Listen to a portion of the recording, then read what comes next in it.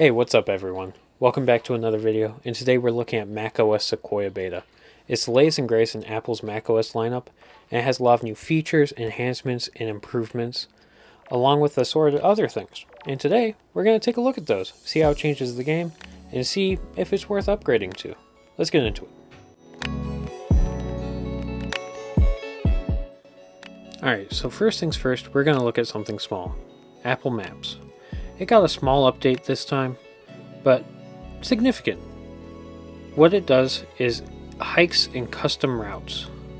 Basically, national parks and other assorted locations will have routes and hikes pre-planned that you can follow on your phone or watch. Or your Mac, if you want to do that. Which is an interesting choice, but you can also create your own custom ones, which is a really nice feature. While we're here, there's also a new feature introduced, which I think everyone was highly anticipating and always asking Apple to do, and that's window snapping. So what you can do is you can just take your window, just drag it to the side, and it drops it right there.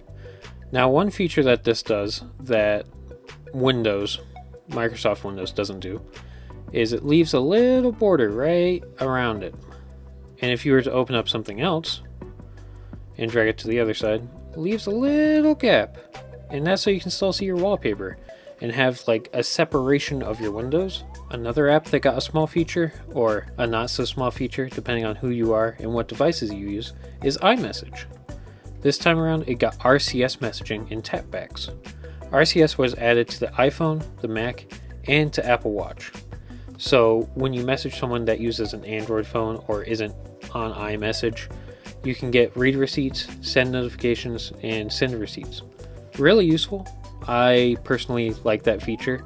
My fiance uses a Android phone, so I appreciate that feature. I think it's a really nice addition. Another small feature added to iMessage was send later.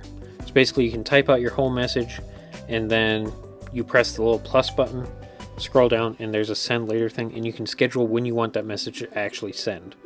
And one of the cool things about the way Apple did it is that it sends to the cloud and then sends from the cloud when the scheduled time arrives, which is really neat because it means it'll send even if your phone doesn't have signal at that exact time, something Android phones currently don't have an alternative for. Another app that got a big update was the Photos app. There's a much bigger focus and emphasis on collections. So now instead of just seeing your library and albums, it makes collections for you, which can make it easier to find photos or trips or events. I personally like breaking it down by trips because I get to see all my vacations, all the little trips I've taken, look at all the photos and videos from those.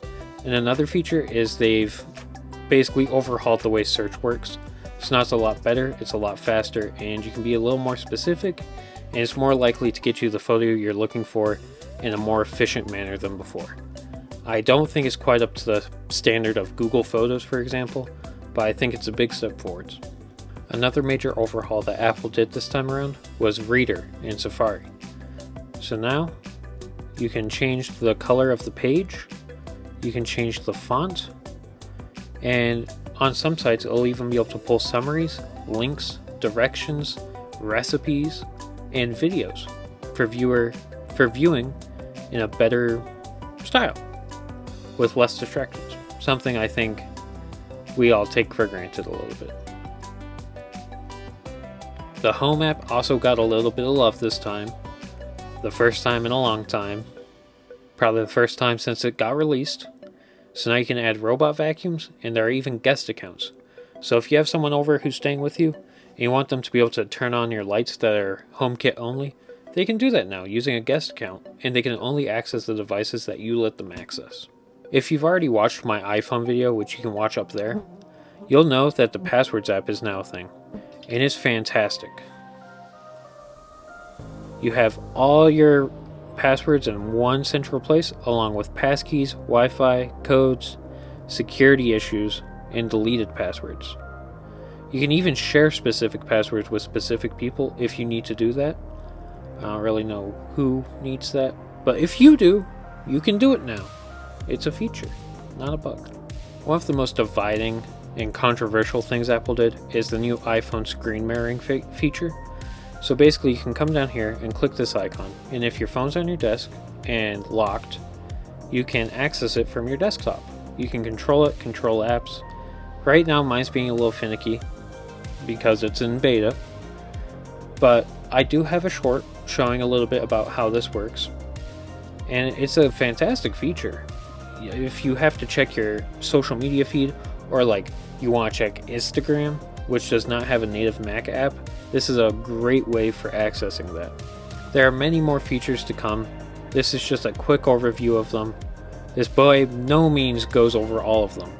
So make sure you stay tuned, hit the like button, subscribe if you want to see more. This is probably the biggest update macOS has gotten in years. And I'll be sure to go over more features as they come out, of which there are many features yet to come out. If you enjoyed the video, hit the like button, and I'll see you guys in the next one. Peace.